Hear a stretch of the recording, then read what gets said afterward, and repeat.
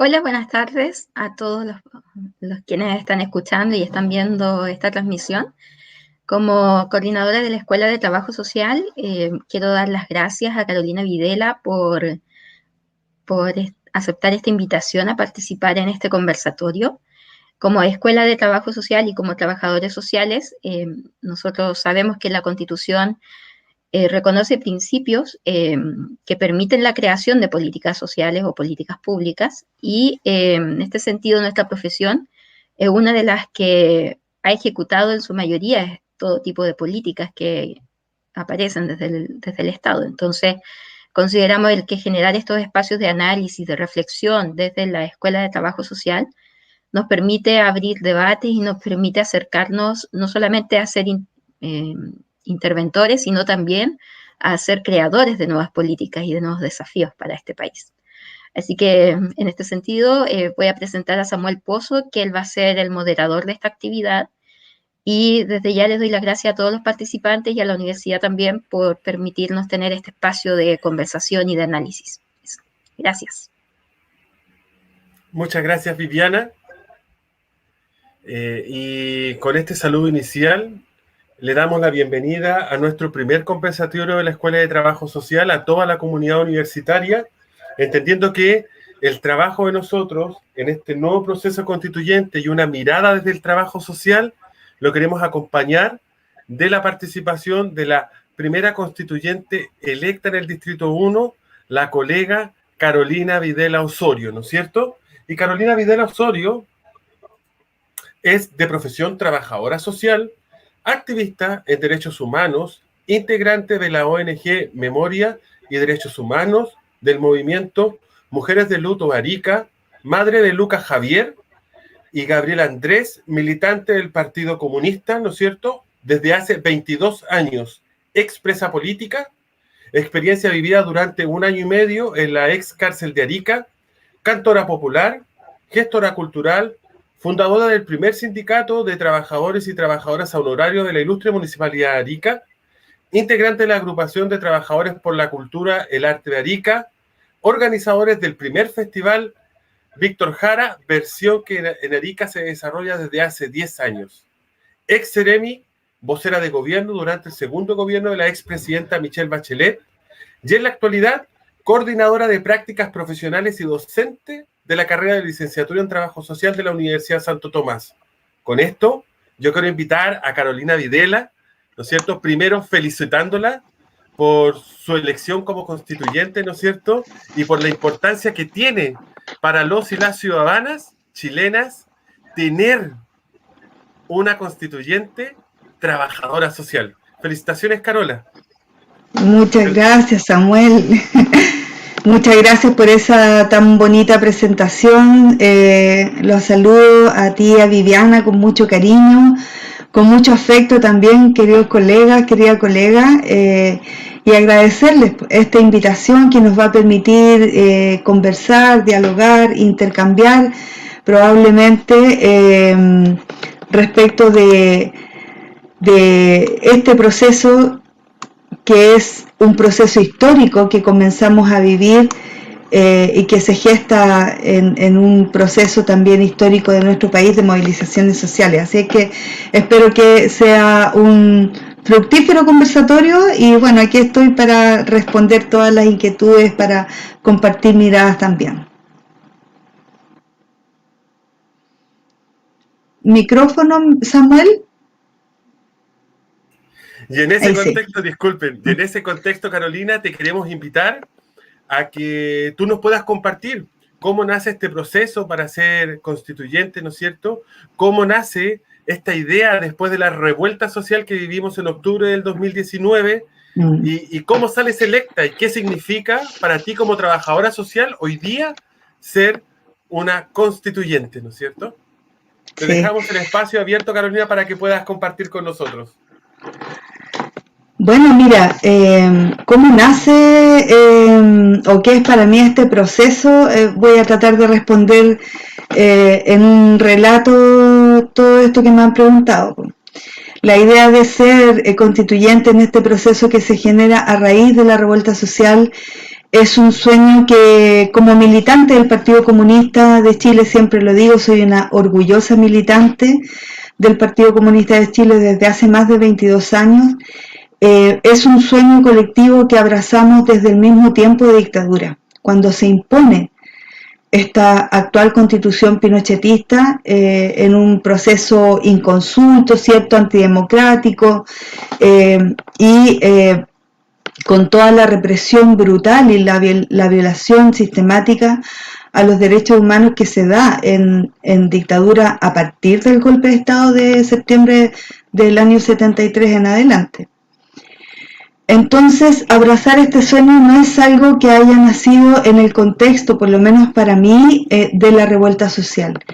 Yo siempre digo con mucho respeto, ¿sí?, a todo este pueblo que se ha movilizado a partir del 19 de octubre en la revuelta social, que yo pertenezco a un grupo muy pequeño tal vez, pero soñador y esperanzado, que está por todo Chile, que no tuvo que despertar porque nunca nos dormimos, y particularmente desde mi partido y desde las militantes y los militantes de los derechos humanos. Hemos estado en la calle desde la lucha contra la dictadura y luego el retorno a esta democracia tan debilitada, ¿cierto?, producto de este actual sistema, soñando con cambiar esta constitución. Cuando el hastío en la sociedad se expresa a partir del 18 de octubre en estas movilizaciones sociales que hoy tienen a jóvenes privados de libertad, para quienes en cada espacio en el cual estoy yo expreso mi deseo y mi exigencia de su liberación inmediata a todas las presas y los presos políticos de la revuelta social. Cuando toda esta movilización se da y todo el proceso que ya hemos conocido, la esperanza se vuelve tal vez más alcanzable, ¿no? Cuando por fin se da la posibilidad de poder establecer el plebiscito que, bueno, hay sectores que se lo atribuyen, ¿no?, a partir de este acuerdo de paz en noviembre del 2019, y que yo quiero reivindicar, porque este momento que estamos viviendo, el hecho de que yo hoy esté hablando aquí como constituyente electa, no es sino gracias y producto a esas grandes movilizaciones sociales, a la respuesta que este gobierno y este Estado tenían que dar a estas grandes movilizaciones sociales. Entonces, bueno, se da esta esperanza, se abre, y luego al interior de nuestro partido, de acuerdo a nuestras formas, ¿cierto?, de trabajar y de relacionarnos, está mi nombre y el de mi compañero también, Carlos Lleven, un dirigente social, uno de los fundadores y dirigentes de la coordinadora No Más AFP. Hemos recibido este honor de esta tarea de asumir como candidato y candidata de la lista Pro Dignidad para ser constituyente. Y bueno, desplegamos un trabajo maravilloso, austero, con harta creatividad, porque fue una campaña durante casi todo el tiempo en cuarentena.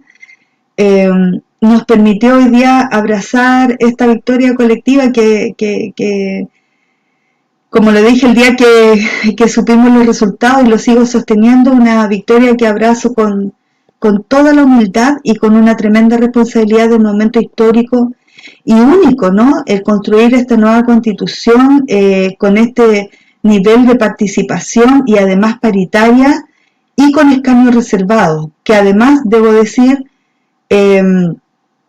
no es del todo representativo porque no está el pueblo tribal afrodescendiente. Sin embargo, yo he asumido frente al pueblo tribal afrodescendiente esa lucha y la representación de sus demandas para sus derechos también en este proceso de construcción de la nueva Constitución.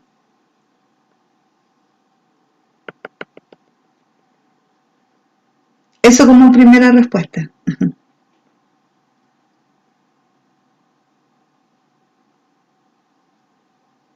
¿Tienes apagado el micrófono, Samuel? Entonces, Carolina, ya nos contextualizaste cómo nace este proceso, ¿no es cierto? Cómo nace este proceso de tener la oportunidad de ser representante de tu partido político en este proceso, de querer salir a buscar el voto, ¿no es cierto?, en un medio bajo una posibilidad que fue completamente adversa para los que querían ser candidatos, pues que estuvimos la mayor cantidad de tiempo en cuarentenados, ¿no es cierto?, encerrados, había que buscar nuevas formas, había que...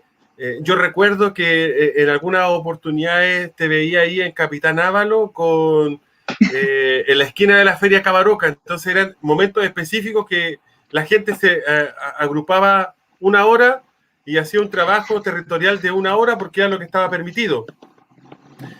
Pero sí, yo creo... No, solo quería decir que sí, efectivamente, por ejemplo, nosotros no hicimos puerta a puerta, pero sí estuvimos en lugares de afluencia de público, resguardando todas las medidas sanitarias cuando se podía salir, y estuvimos efectivamente pues en la feria en Capitán Ábalos con Esteban Ríos, estuvimos en Linderos con Hierbas Buenas, estuvimos afuera del Agro, estuvimos afuera de los SESFAM, porque en el contexto de esta pandemia también se han dispuesto en las calles, ¿cierto?, en los frontis de los CEFAM y el espacio público, y ahí nos pasaron algunas anécdotas también, pues aparecieron algunas directoras de los CEFAM a echarnos, a decir que saliéramos de sus CEFAM, era como...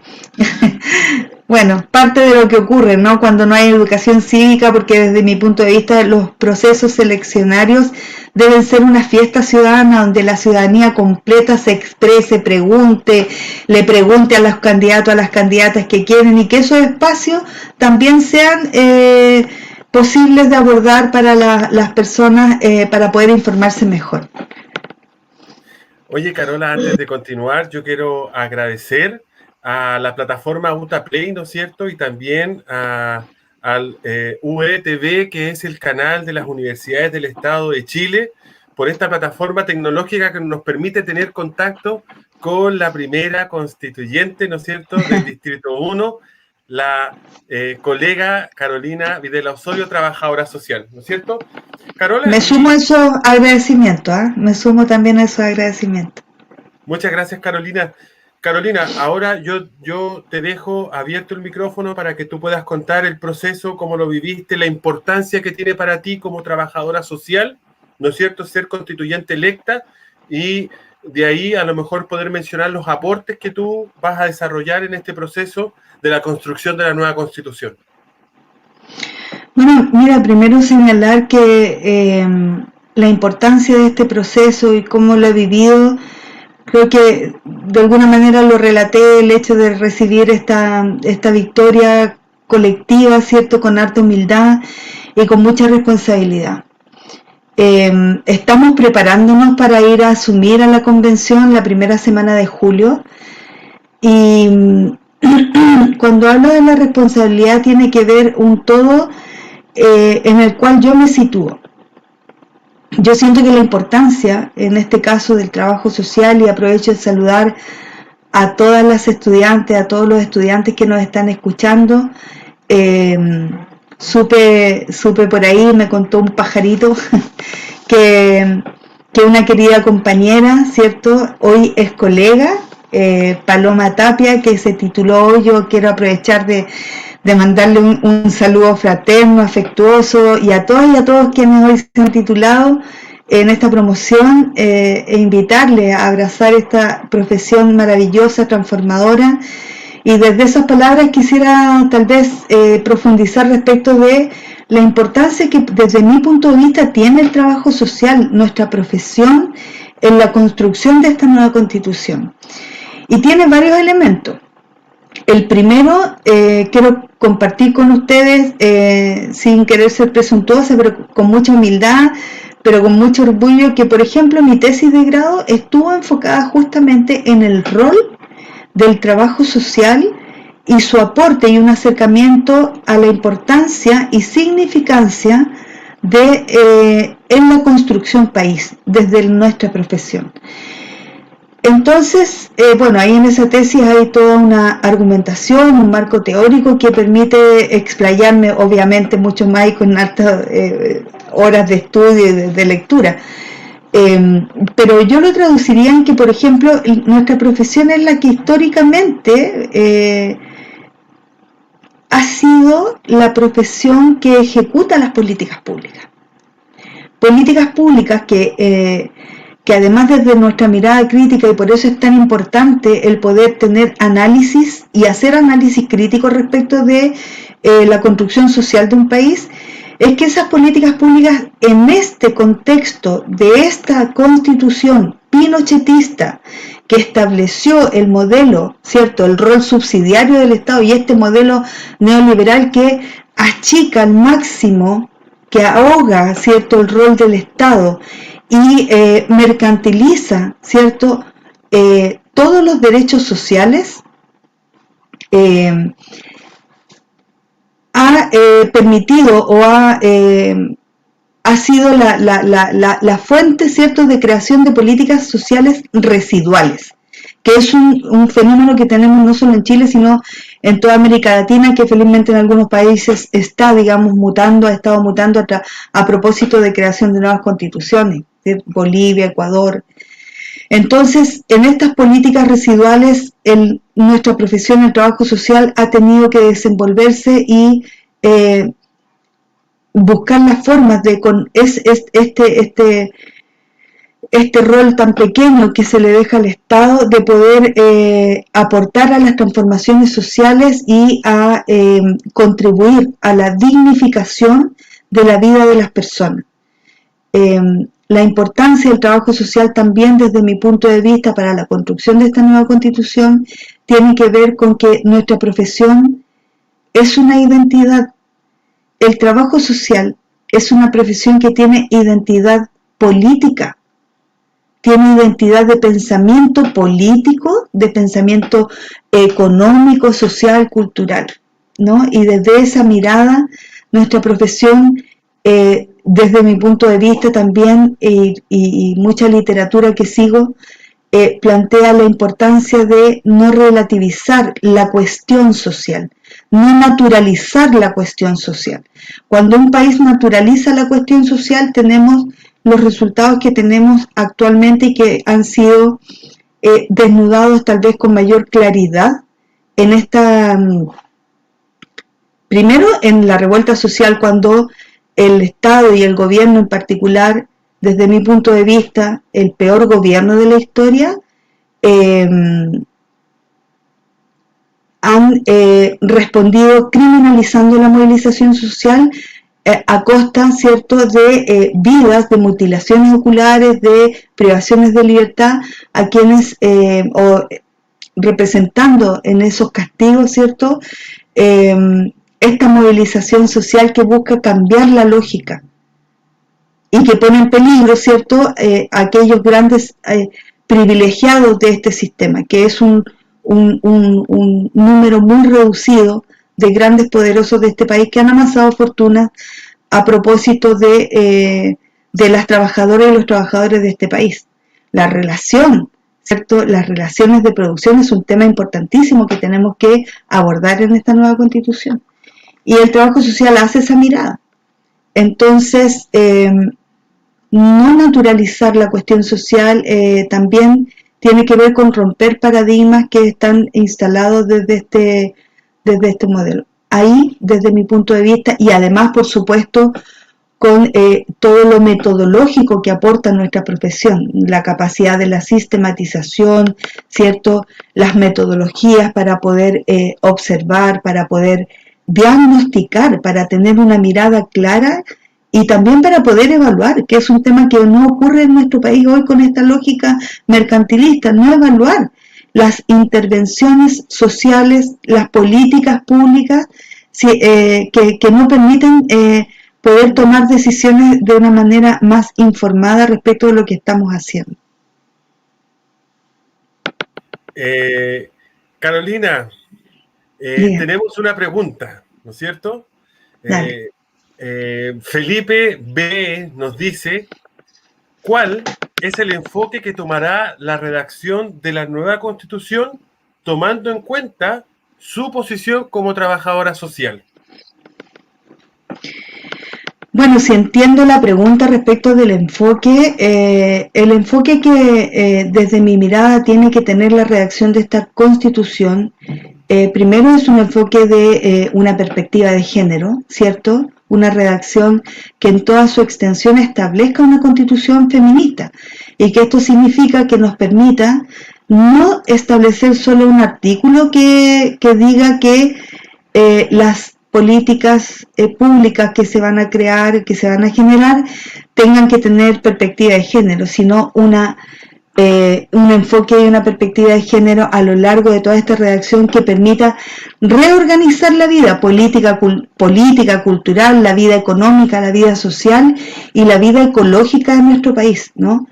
Esta Constitución tiene que transitar a lo ecológico, porque nosotros necesitamos también establecer, por ejemplo, la naturaleza como sujeto de derecho. Un enfoque también con un estricto apego al respeto, a la promoción, al goce pleno del ejercicio de los derechos humanos. Y esto debe traducirse en mecanismos concretos de aquello. ¿Para qué? Para poder establecer un Estado garante de derechos con los mecanismos para aquello. Eso, por ejemplo, este enfoque, ¿cierto?, tiene que permitir que este Estado de Derecho con el cual soñamos, es decir, transitar, sacar del corazón de la actual, de esta lógica del modelo que tenemos, el rol subsidiario, es sacarle el corazón a esta actual Constitución. Entonces, establecer un rol del Estado de derechos sociales, ¿cierto?, nos va a permitir, por ejemplo, elaborar políticas que permitan crear infancias felices. A mí me gusta hablar de la infancia feliz, porque es posible. Es lejano, porque esta democracia tiene una tremenda deuda, ¿cierto?, con la infancia y la adolescencia en este país. Pero podemos establecer un desarrollo humano que permita también el desarrollo integral de las personas desde su primera infancia y en todo el ciclo de su desarrollo. Entonces sí podemos hablar de infancias felices, pero también que permita poder reparar en algo el daño inmenso que este sistema le ha hecho a la infancia en nuestro país. Bueno, también este enfoque tiene que propender en esta lógica que es amplia del Estado garante de derechos, permitir que podamos establecer un Estado plurinacional, intercultural, y que eso signifique no solo el reconocimiento constitucional de los pueblos originarios y del pueblo tribal afrodescendiente, sino que eso se traduzca en mecanismos, ¿cierto?, de autonomía de esos pueblos originarios y de ese pueblo tribal afrodescendiente, y que eso además transite a las aulas, es decir, a la educación en este país, ¿no?, desde las distintas unidades, como cada pueblo también aporta desde y quiere que es lo que se pueda establecer en cuanto a educación, pero también en cuanto a nuestras formas de relacionarnos. Por eso a mí me gusta hablar de un nuevo pacto social. ¿Cómo nos vamos a relacionar? Desde esta lógica también plurinacional e intercultural. Y yo lo traduciría a lo mejor en que esta nueva Constitución, Samuel, pueda establecer la soberanía en los pueblos y no en la nación. A los chiquillos que me están escuchando, si es que han leído la actual Constitución, además de vivir los efectos de esta Constitución, si es que la han leído, establece la soberanía en la nación. Y tus deberes como ciudadano, tus deberes como ciudadana tienen que ver con cuidar los emblemas patrios, ¿cierto? Cuidar la bandera, todo aquello, que no estoy diciendo que esté bien o mal, estoy diciendo que eso es. Pero establecer, ¿no?, que la soberanía radica en los pueblos tiene que ver con establecer, por ejemplo, nuestros deberes, bueno, la soberanía de los pueblos respecto además de los mecanismos de una participación real, con distintos mecanismos. Y además que esos deberes tuyos como ciudadano, Samuel, sean deberes colectivos que propicien la solidaridad, que propicien el cuidado del medio ambiente, que propicien culturas de paz para un nuevo Chile que tanta falta nos hace a las generaciones actuales, a las que vienen, y también a quienes le hemos fallado durante todas las generaciones anteriores, y especialmente a todos los grupos que históricamente han estado excluidos. Carolina, profundizando más la conversación, ¿no es cierto? Tenemos varias preguntas que desarrollarte y yo quiero leerte una pregunta que nos hizo un alumno de la universidad. Él se llama Hans Jacinto y pregunta: teniendo en cuenta el sistema de pensiones actual en Chile, ¿hacia dónde debería apuntar el proceso constituyente para garantizar una vejez digna para nuestros habitantes? Bueno, saludar a Hans y espero haber respondido la respuesta que me hizo el otro estudiante. El sistema actual de pensiones es un sistema que reproduce pobreza, que no es equitativo, que no es solidario, y que con el ahorro de los trabajadores y trabajadoras, ¿cierto?, lo que ha hecho es amasar fortunas a quienes administran, ¿cierto?, a todos quienes hoy tienen esta administración en sus manos. Ese modelo debe desaparecer, y yo aprovecho aquí para quienes no lo saben, de contar que hoy el actual presidente ha puesto urgencia nuevamente en las reformas de pensiones, desde mi punto de vista también, en un esfuerzo desesperado tal vez por asegurar, ¿cierto?, todos los privilegios que este sistema actual tiene y del cual solo los trabajadores y trabajadoras estamos obligados a estar, no así las Fuerzas Armadas, que quedaron fuera de este sistema cuando se instala también en dictadura, ¿no?, a propósito de la actual Constitución. Entonces, este nuevo sistema tiene que ser un nuevo sistema de reparto tripartito, solidario, que permita efectivamente establecer pensiones dignas de llamarse además jubilaciones, ¿no? Entendiendo que viene del júbilo, las jubilaciones, de ahí nace la palabra. Entonces, por lo tanto, tiene que ser en ese contexto, y ahí vamos a dar un debate importante también, recogiendo, por ejemplo, lo que ha establecido y ha estudiado durante mucho tiempo la coordinadora No Más AFP.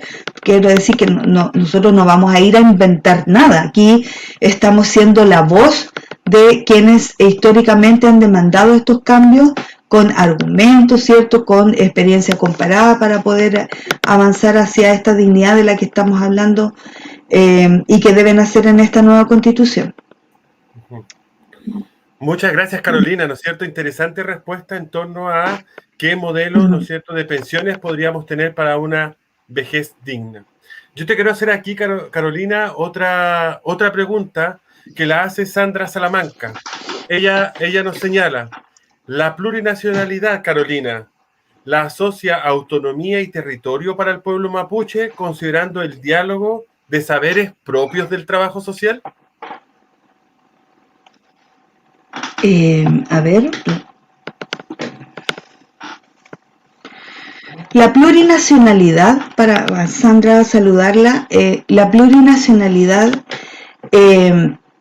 tiene que ver, el trabajo social está en todas partes, por lo tanto nosotros nos vamos a relacionar en todos los espacios de construcción social.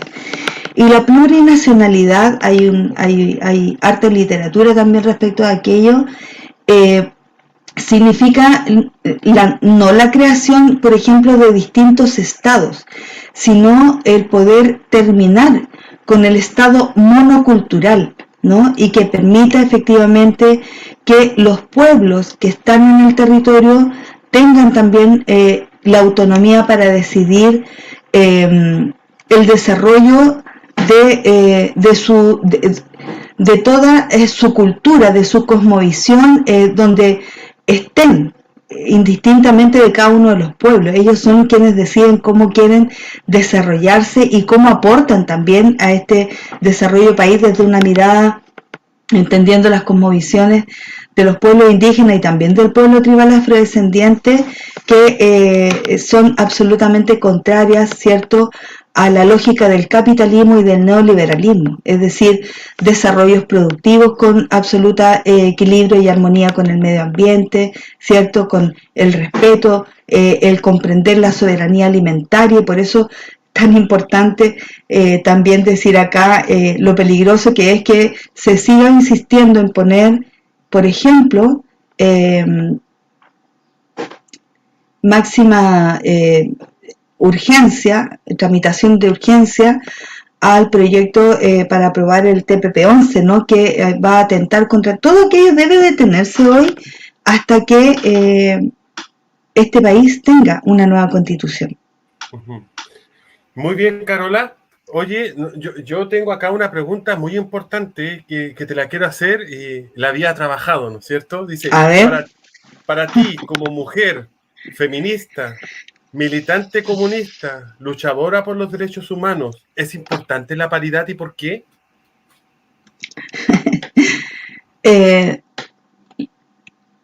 Bueno, creo que ahí hay varias miradas que tienen que ver con algo que es tremendamente importante para una democracia sana, robusta, y que es la igualdad y la equidad, ¿no? Nosotros como militantes comunistas, mi partido es un partido que ha luchado y reivindicado las demandas de las trabajadoras y de los trabajadores para terminar con la precariedad o la precarización del trabajo, ¿cierto? Y las relaciones desiguales de producción. Desde el feminismo abrazamos también la igualdad en la toma de decisiones, en la participación política, ¿cierto? Buscamos la igualdad también en los roles de cuidados al interior de nuestros hogares, que el trabajo doméstico sea reconocido, porque el trabajo doméstico es un desarrollo productivo feminizado, ¿no? Son principalmente las mujeres quienes ejercen el rol de cuidado de las hijas, hijos, hijes y también de personas que requieren cuidado, las familias. Entonces, con todos estos elementos que tú señalas, Samuel, la paridad cumple un rol fundamental, pero no solamente esa paridad tiene que traducirse en la presencia de hombres y mujeres, tiene que traducirse en el poder igualitario para la toma de decisiones y la paridad en todos los espacios. Hoy celebramos que tengamos una convención paritaria, pero eso no ocurre en todos los espacios, por ejemplo, de los consejos municipales, que dicho sea de paso, quisiera hacer ahí una precisión o tal vez un acercamiento, cómo miramos la discusión respecto de la descentralización. Actualmente, en la actual Constitución, los municipios, con esta lógica centralista, solo cumplen un rol administrativo, ¿no? Desde lo central. Si nosotros alcanzamos una descentralización real, los municipios deben transitar a gobiernos comunales con una plena participación ciudadana que definan también cómo quieren desarrollar cada comuna. Eso hoy no ocurre. Un tránsito hacia gobiernos comunales que permitan un desarrollo integral. Y en este sentido, Recoleta ha demostrado a través del alcalde Daniel Jadue, por ejemplo, que incluso en este modelo brutal se puede hacer gobernanza, ¿no? Se puede gobernar desde la participación ciudadana para también decidir en base a lo que aspira a las capacidades de cada comuna, a desarrollar sus propias capacidades y a decidir. Y en eso la paridad también tiene que ser fundamental, porque aquí hombres y mujeres y la diversidad de mujeres, por ejemplo, también debemos aportar en ese desarrollo.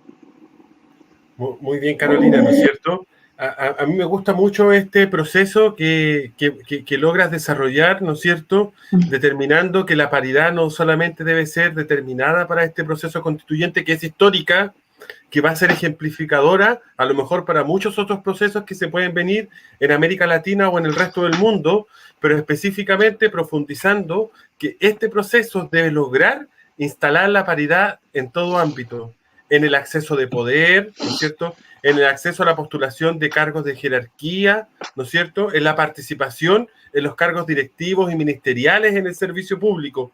Por lo tanto, Yo creo que desde esa mirada se puede generar un proceso modificador, ¿no es cierto?, en la nueva Constitución. Y además, Samuel, me gustaría agregar algo, ¿no? En que esta lógica, porque uno está, digamos, compartiendo en distintos espacios, está leyendo también la opinión ciudadana respecto del feminismo y de la paridad que el conservadurismo más duro de este país ha tratado de demonizar, ¿no? Entonces, respecto a esta paridad, que no solo debe traducirse en que haya hombres y mujeres presentes, sino en que estar en todos los espacios de poder. Por ejemplo, esta convención que va a redactar la nueva Constitución, nosotras, las constituyentes feministas, por ejemplo, estamos planteando que los órganos de la convención que se van a crear en virtud del reglamento, esos órganos deben ser paritarios, las comisiones deben ser paritarias, ¿no? Porque no vamos a terminar nosotras siendo de secretarias de la redacción de la nueva Constitución. Lo que vamos a hacer es ir a poner nuestra mirada política respecto de lo que entendemos por la nueva Constitución, y entonces eso debe también pasar en todos los espacios, ¿no? Y entender que hombres y mujeres y diversidades tenemos la capacidad de decisión, tenemos la capacidad de aportar, y que no esté sujeto esto al escrutinio público, en el sentido de que de alguna manera como que siempre se espera que las mujeres tengamos que demostrar que somos capaces. Esa exigencia no se le hace a los hombres, y no es culpa de los hombres, es culpa de este sistema patriarcal histórico de este país, y bueno, y de casi todo el mundo, y del machismo que está puesto ahí. Por lo tanto, entender esta paridad respecto de el derecho de todas y de todos a aportar y a establecer también los elementos políticos para la construcción social. Muy bien, Carolina, muchas gracias. Y tenemos una serie de saludos, ¿no es cierto?, dentro de YouTube. Y saludos para todos. Saludos para la comandante Rosita, ¿no es cierto? Te dejo un saludo acá de las primeras. Linda. Esperando el conversatorio con la constituyente Carolina Videla, ¿no es cierto? Linda, Rosita. Y me gustaría hacerte una pregunta bastante interesante, que es de la alumna Olivia Ururi, ¿no es cierto? Y ella nos dice: hola, buenas tardes. Desde una mirada del trabajo social, ¿cuáles son los puntos más relevantes a tratar y cambiar en el sistema actual? Olivia, buenas tardes. Bueno, los puntos, como puntos específicos, yo no sé si podría definir uno en particular. Yo siento que desde la mirada del trabajo social, lo más relevante, y que eso va a incidir en la elaboración de políticas públicas, que es donde nosotras nos conectamos directamente, nos relacionamos e incidimos directamente, es respecto del modelo de país que tenemos actualmente, y nuevamente repetir el rol del Estado. ¿Por qué? Porque este rol subsidiario es el que ha establecido la creación de estas políticas, que son políticas sociales residuales, que no establecen ni ponen por delante como elemento central políticas sociales integrales, sino que son políticas sociales residuales, es decir, que son políticas que se van a hacer cargo, y por eso son focalizadas, se van a hacer cargo de aquello que el mercado no se hace cargo. Entonces, este rol subsidiario hace que todos los derechos sociales, ¿cierto?, se establezcan como servicios, que tú y yo no seamos ciudadanas, sino que seamos consumidoras. Entonces, lo que el mercado no puede hacerse cargo y lo que tu bolsillo no te permite alcanzar, eso queda para esas políticas residuales que van a ir a hacer una ayuda, un aporte a ese sector que no puede estar dentro del mercado. Ese es el punto principal desde mi punto de vista como trabajadora social, como defensora de los derechos humanos, como militante del Partido Comunista, como mujer, como madre, como abuela, porque no dije además que tengo nietos. como hija, como hermana, como compañera de vida de mi compañero, como un todo que somos cada ser humano, ¿cierto?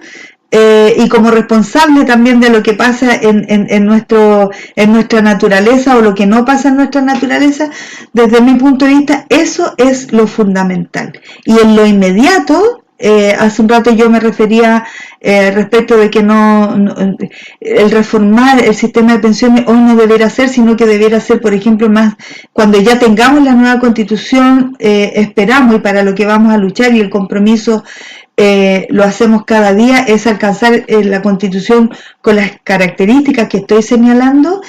Pero en lo inmediato, el Congreso, el Ejecutivo, incluso el sistema judicial tienen roles que cumplir.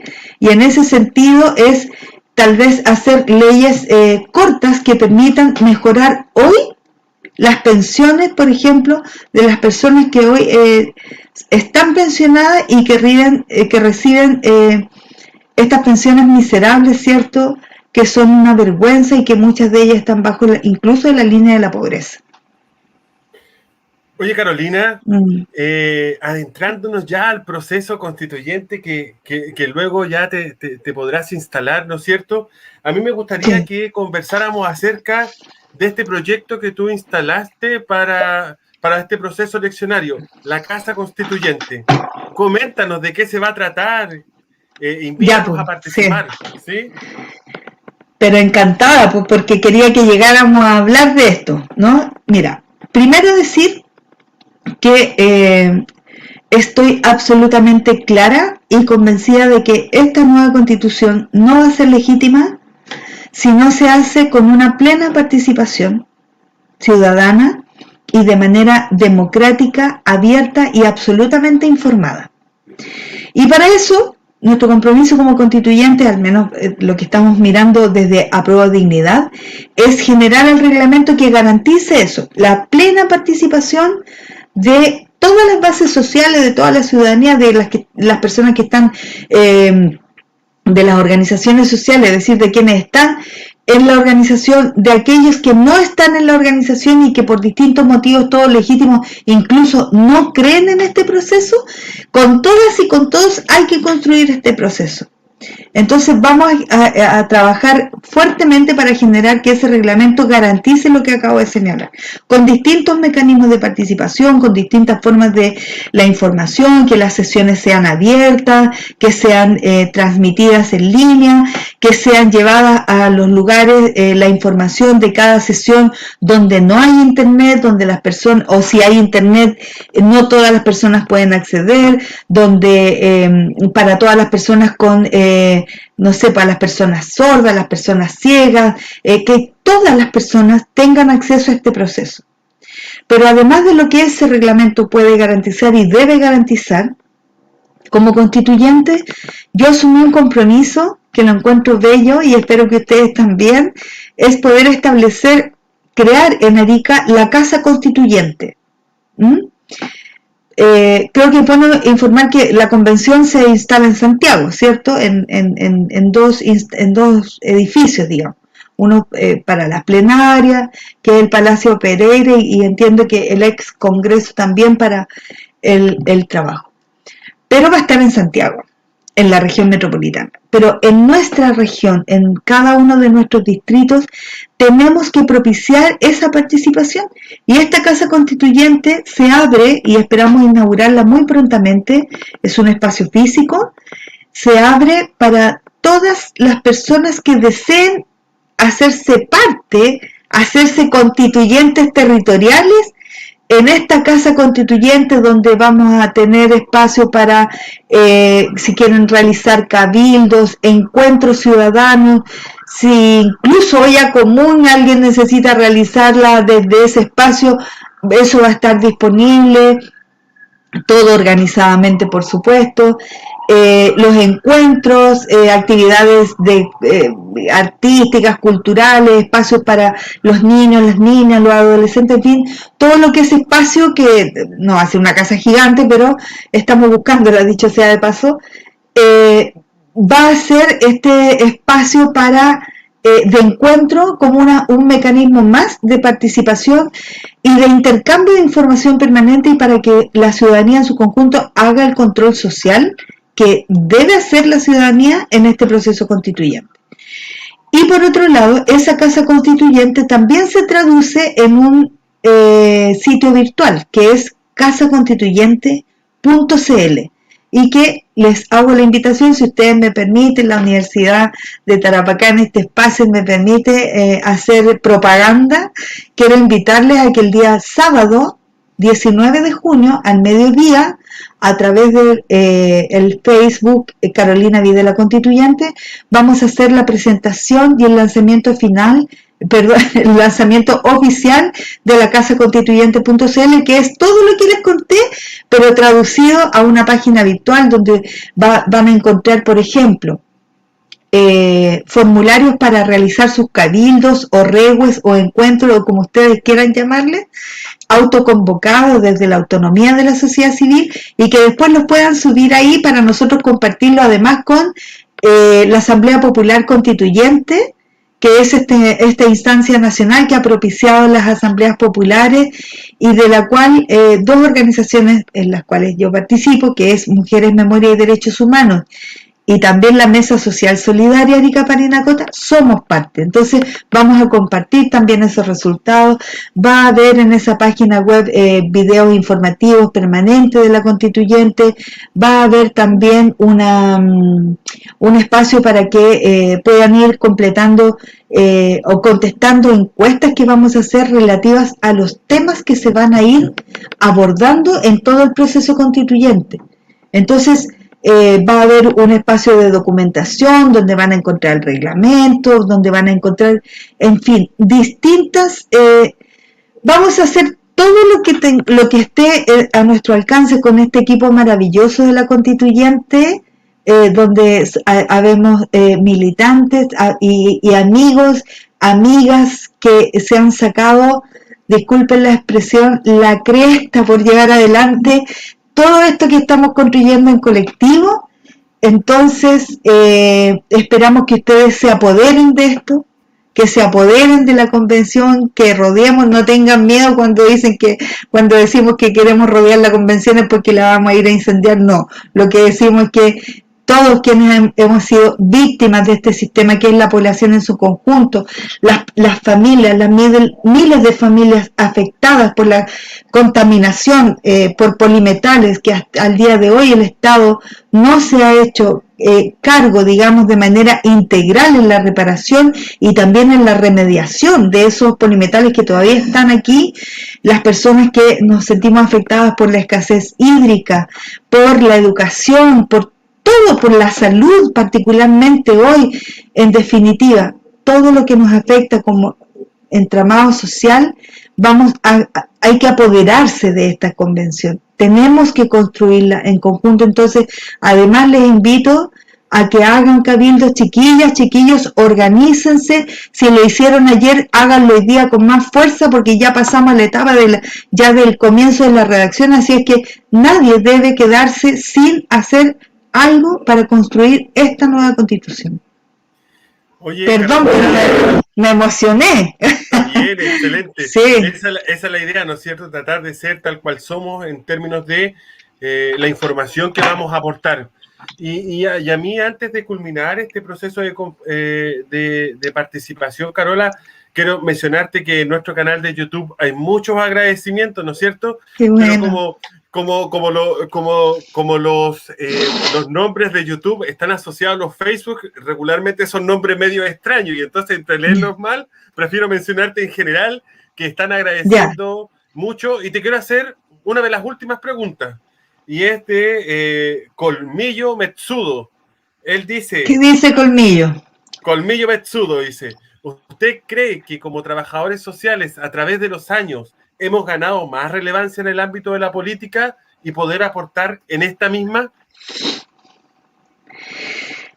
Bueno, yo pienso que sí, que claramente se ha relevado. Si pensamos que, si no me equivoco, y Samuel, ayúdame, el 2025 la profesión cumple 100 años, ¿no? 100 años, el centenario. ¿no? La conmemoración de la creación de esta profesión que nace, ¿cierto?, en el 1925 desde una mirada más filantrópica, desde la caridad, ¿no? Desde esta mirada de cuando se miraba la cuestión social como el problema social de aquellos que eran pobres porque eran alcohólicos, porque querían, porque no había una mirada respecto de la cuestión social, y en eso mi reconocimiento a las obreras y a los obreros que dieron esas movilizaciones, el movimiento obrero que puso en relevancia la cuestión social y que permitió a esta profesión cuestionarnos por qué las personas tenían los problemas sociales que tenían. Y que no era la falta de higiene, ¿se acuerdan que estaban las visitadoras sociales, que iban a despiojar a los hijos de los obreros, que iban a ayudarle a las mujeres de los obreros a ordenar la economía de la casa y todo aquello? Bueno, eso nos permitió, y por eso mi reconocimiento a los obreros y a las obreras de este país, que en la historia de nuestro país han dado las luchas más emblemáticas que permiten que las trabajadoras y los trabajadores hoy tengan los derechos que tienen, porque han sido derechos ganados en la lucha. Eso nunca hay que olvidarlo. Y entonces, esta profesión a lo largo de los años, y quiero recordar también, y por eso para la profesión de trabajo social, a propósito de la pregunta que hace, la memoria es tan importante. Esta profesión fue cercenada en dictadura, ¿no? Porque era una profesión que cuestionaba, era una profesión que abordaba la problemática social, y en ese cierre de las carreras de trabajo social, la dictadura desapareció a trabajadoras sociales, asesinó y desapareció a colegas que hasta el día de hoy están en calidad de detenidas desaparecidas. Vaya para ellas también mi permanente homenaje, que también está en mi tesis de grado, porque esta profesión no olvida, esta profesión tiene memoria. Por eso decía al inicio que esta profesión tiene una identidad política, tiene una identidad de pensamiento, tiene una identidad también de construcción social. Y sí, no recuerdo el nombre del estudiante que me hizo la pregunta, pero ha cobrado relevancia y la va a seguir cobrando en la medida de que seamos capaces de profundizar el rol que tiene en la construcción social de este país nuestra profesión, con todo lo que podemos aportar desde la memoria, desde la metodología, desde la disciplina propiamente tal, desde el apego irrestricto a los derechos humanos, porque esta profesión se basa en el respeto irrestricto de los derechos humanos. Y eso también ha permeado en esta lógica neoliberal, en que hemos tenido diferencias con colegas que tienen miradas distintas, porque se van a encontrar con colegas que tienen miradas distintas, pero apuntamos a profundizar aquello. Así que sí, definitivamente sí, esta profesión ha tenido una relevancia y la va a seguir teniendo si somos capaces de sacar adelante una constitución como lo sueña la ciudadanía en su conjunto. Oye, Carolina, mira, primero también, antes de culminar el proceso, agradecer a todas las plataformas de la Universidad de Tarapacá, el UTAPlay, ¿no es cierto?, que hace posible que nosotros podamos estar transmitiendo este conversatorio, ¿no es cierto?, proceso constituyente y una mirada desde el trabajo social, ¿no es cierto?, con la primera constituyente electa del Distrito 1, Carolina Videla Osorio, ¿no es cierto?, y también al canal de las universidades estatales, ¿no es cierto?, el USTV, ¿no es cierto?, así que les damos las gracias. Y Carolina, a mí me gustaría culminar con una pregunta, o sea, con una... Acá. Pensé que había cerrado el canal. Mira, quiero partir, menos mal que no dije nada inapropiado. Sí. Yo quiero terminar con una pregunta de la alumna Elizabeth Quiñiñao, quien nos señala: ¿cuál sería el mensaje que le dejarías a las siguientes generaciones que buscan un cambio real en Chile? Mi mensaje es que el compromiso y la consecuencia con lo que pensamos y con lo que hacemos es fundamental para todo lo que emprendamos en la vida, desde lo colectivo, Mi mensaje es que a las nuevas generaciones es que, entendiendo que esas nuevas generaciones van a tener esta nueva constitución que queremos construir, mi mensaje es que esa constitución de la cual ellos van a gozar, esa nueva constitución, fue producto de la cohesión social, fue producto del trabajo colectivo, de los sueños colectivos y del compromiso para alcanzarlos, para hacer esos sueños posibles, y que la mirada y la construcción social es en colectivo. Voy a repetir esa palabra muchas veces porque para mí es una convicción, es una forma de vida, por eso mi militancia también. Entonces el mensaje que les puedo dejar es que disfruten esa nueva constitución, cuiden esa nueva constitución, defiendan esa nueva constitución, que buscamos sea lo que la ciudadanía ha demandado, y que la dignidad debe estar por sobre todas las cosas, por sobre lo material, por sobre lo económico, la dignidad, la honestidad y el compromiso. Y por supuesto el trabajo. Muchas gracias, Carolina. Primero, desearte un éxito en tu trabajo, ¿no es cierto? Yo ahora quiero invitar a nuestra directora de escuela, la profesora Viviana Villarruel, para que deje las palabras de cierre. Yo me despido de ti abrazándote, ¿no es cierto? Deseándote muchas gracias, Samuel. Y muchas felicidades y siempre arriba los que luchan. Pues. Arriba los que luchan. Eso, muchas gracias. ¿Tienes apagado el micrófono, Viviana? Está muteada. Ahora sí. Para dar por terminada la actividad, yo primero que nada agradecer a Carolina por el tiempo que se tomó para participar en esta actividad. Para nosotros muy importante como Escuela de Trabajo Social acercarnos a la comunidad y esto es parte del proceso de acercamiento a la comunidad. Agradecer a la universidad por darnos el espacio para realizar estas actividades, a Utaplay, a la OES TV, a todo el equipo que está detrás de toda esta puesta en escena de esto, sí. A Samuel por ser parte de este proceso y ser moderador, por ser uno de los que incentivó el espacio para la creación de esto. Muy bien. Y a todos los presentes que nos acompañaron durante esta hora en este conversatorio y las preguntas que hicieron, creo que fueron como muy atingentes a lo que nosotros somos como trabajadores sociales. Así que muchas gracias por este espacio y espero verlo en otra oportunidad. Así que me despido con esto. Muchas gracias a todos. Muchas gracias. Muchas gracias.